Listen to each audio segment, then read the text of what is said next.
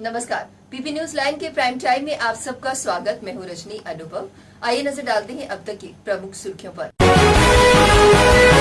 गुजरात में भाजपा की landslide victory, Himachal में कांग्रेस ने भाजपा से सत्ता छीनी।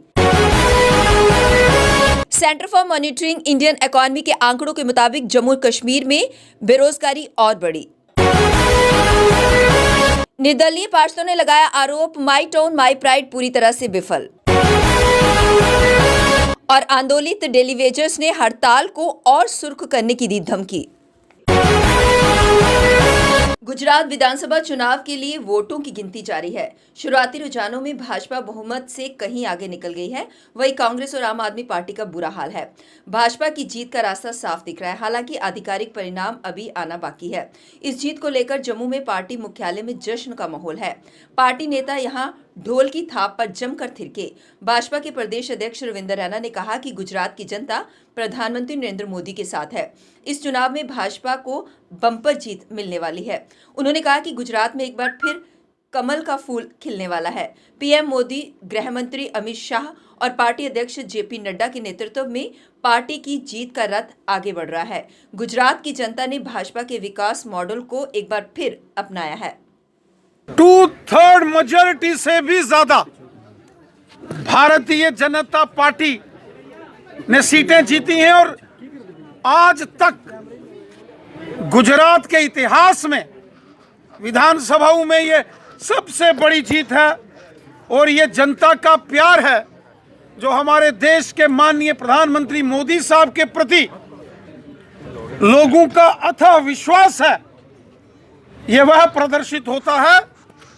मोदी साहब हिंदुस्तान के 135 करोड़ लोगों के दिल में बसते हैं।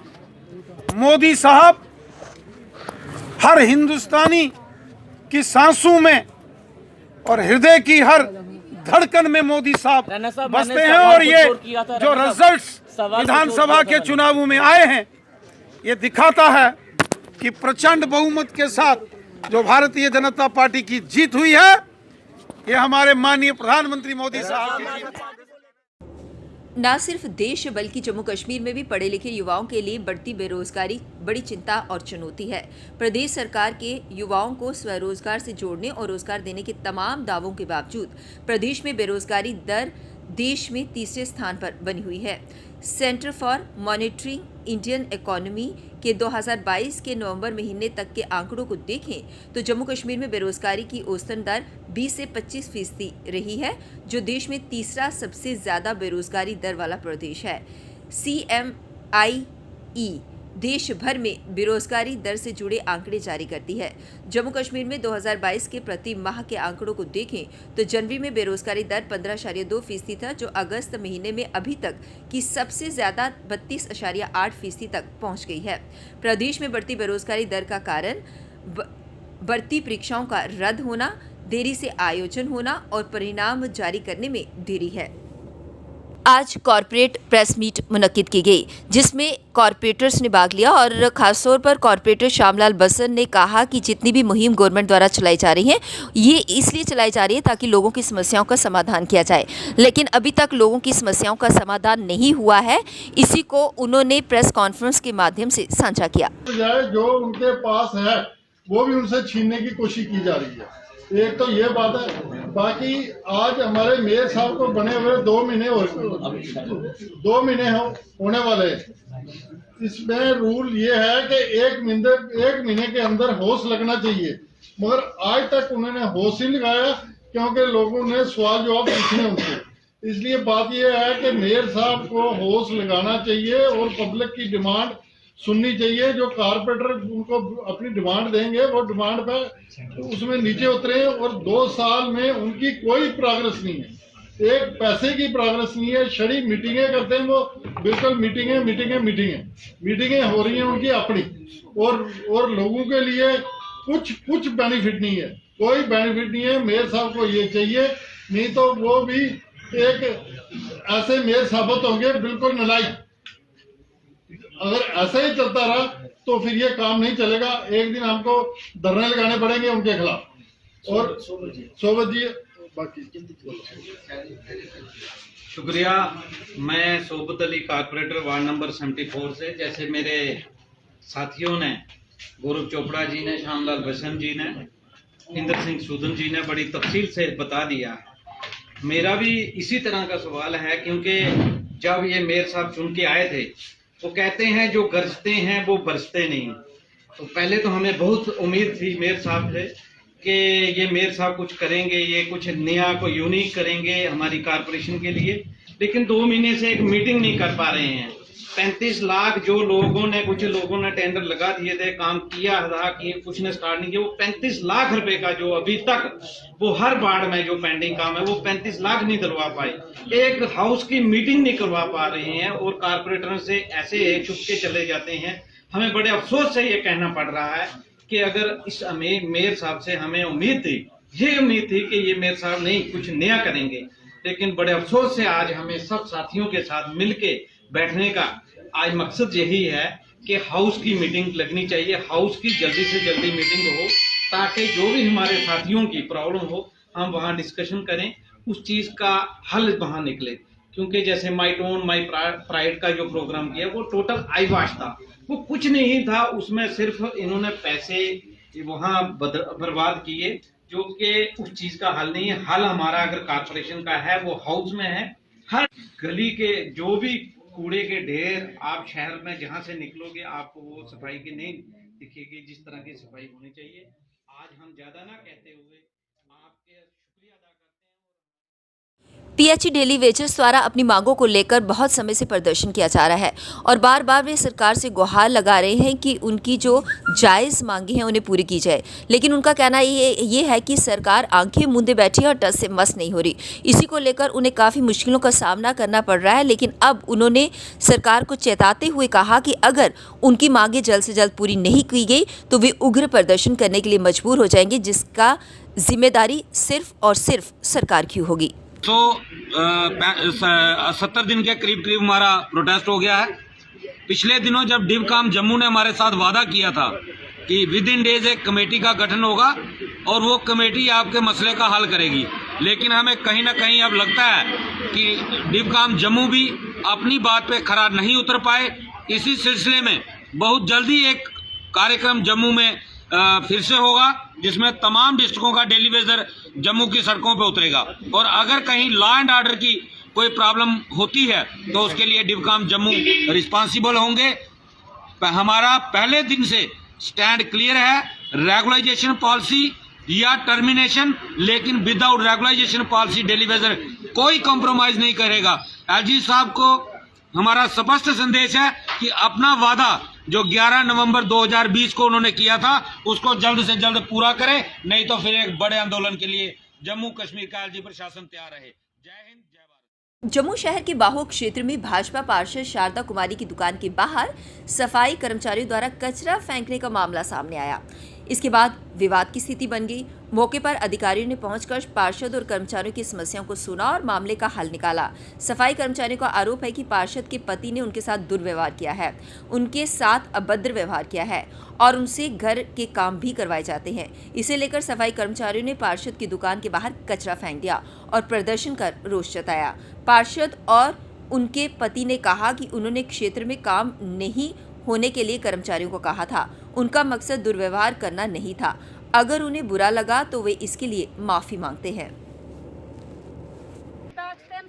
सबसे पहले तो मैं मीडिया का धन्यवाद करता हूं, एक मिनट, जो हमेशा हमारी बात को बुलंद करते हैं। आज का जो यहाँ पर वाकया बीता हुआ है, यहाँ पर जो कारपेंटर है वो शारदा देवी जी हैं और यहाँ पर उनकी जो फैमिली है वो पूरी की पूरी कारपेंटर की पावर को इस्तेमाल करती है। और आज जो है, आज बहुत ही गंदी हरकत की उनके पति ने, यहाँ तक कि लेडीज़ को और सुपरवाइज़र को गाली गलौज किया। तो मेरे को जैसे इन्होंने फ़ोन किया, मैं भी यहाँ पर पहुँचा हूँ, तो हमने देखा है कि यहाँ पर जो उनका पति है वो अभी तक यहाँ पर नहीं आया, अपनी शॉप में छुप कर बैठा हुआ है।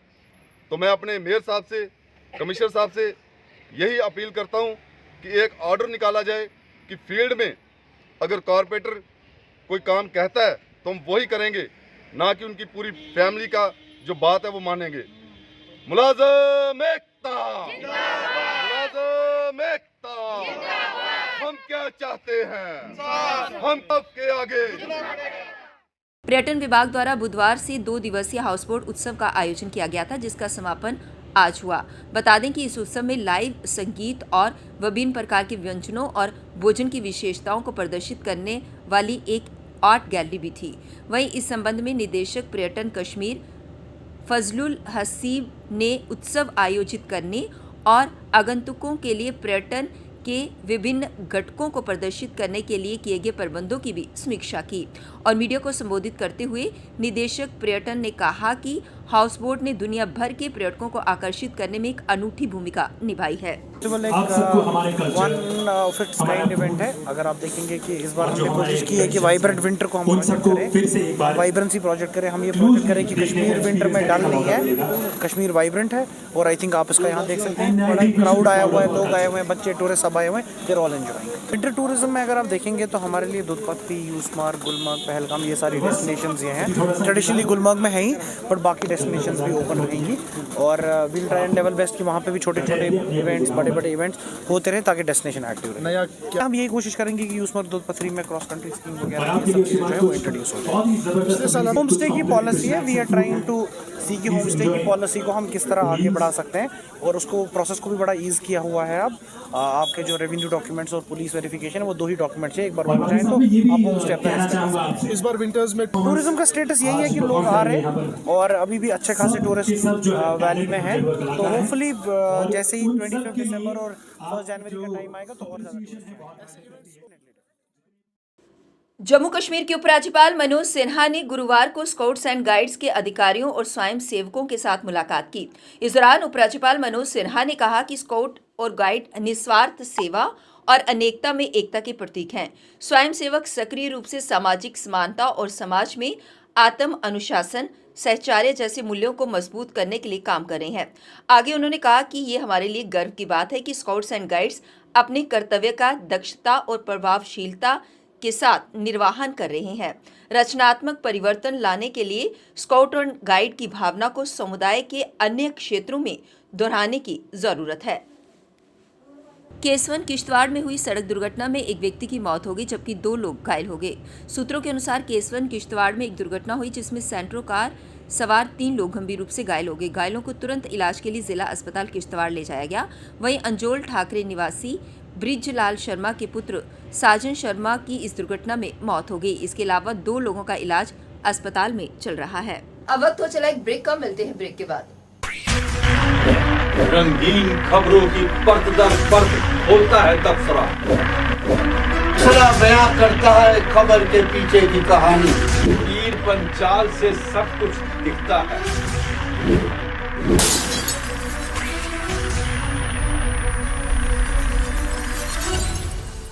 ब्रेक के बाद बढ़ते हैं अगली बड़ी खबर की ओर। सरकारी विभागों में एडाक व्यवस्था के तहत नियुक्त कर्मी को किसी दूसरे एडाक कर्मी को नियुक्त करने के लिए नहीं हटाया जा सकता। ये तभी किया जाएगा जब रिक्त पद पर स्थायी नियुक्ति करनी हो। इस आदेश के साथ जम्मू कश्मीर और लद्दाख हाईकोर्ट ने शेर Kashmir institute of medical sciences में स्टाफ नर्स के लिए तदर्थ नियुक्तियों के लिए 17 नवंबर को जारी अधिसूचना को रद्द कर दिया। न्यायाधीश संजय धर ने कहा कि तदर्थ नियुक्तियों के तहत सेवाएं दे रहे कर्मी तभी हटाए जा सकते हैं जब उस पर स्थायी कर्मचारी की नियुक्ति की जा सकती हो, अन्यथा संबंधित अथॉरिटी के पास तदर्थ व्यवस्था के तहत ही पहले से सेवारत कर्मी को हटाकर नई नियुक्ति करने का अधिकार नहीं है। न्यायाधीश ने सर्वोच्च न्यायालय की ओर से समय समय पर दी गई व्यवस्था का हवाला देकर कहा, नियमित कर्मी की नियुक्ति पर ही तदर्थ कर्मी को हटाया जा सकता है। जम्मू में सिद्रा पुल के पास मंगलवार देर रात हुआ संदिग्ध धमाका ग्रेनेड हमला था।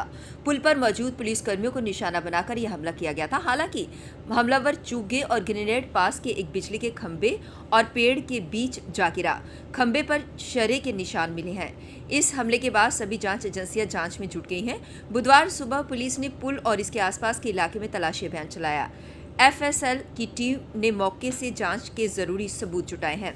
मौका वारदात से FSL ने को ग्रेनेड के छर्रे मिले।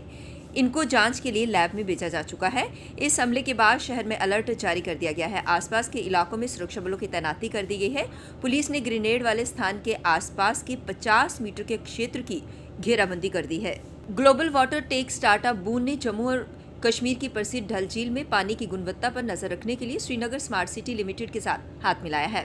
कंपनी के प्रवक्ता ने कहा कि बून डल झील के पानी में अनियमितताओं का पता लगाया जाएगा।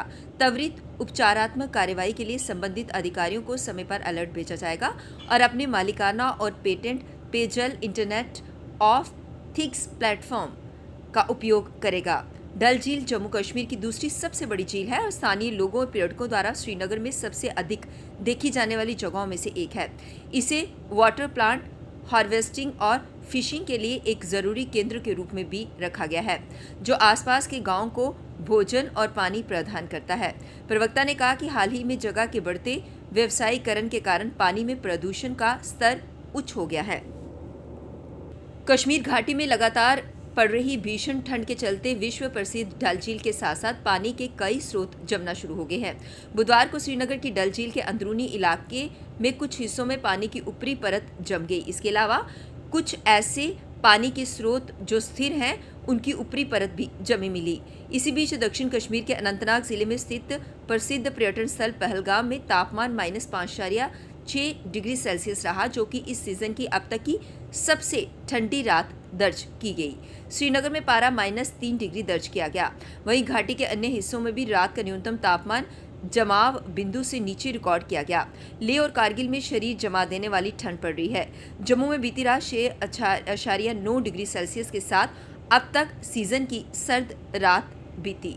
टाइम के आज के इस अंक में बस इतना ही। मुझे और मेरी पूरी टीम को दीजिए इजाजत और आप देखते रहिए पीपी न्यूज़ लाइव। नमस्कार।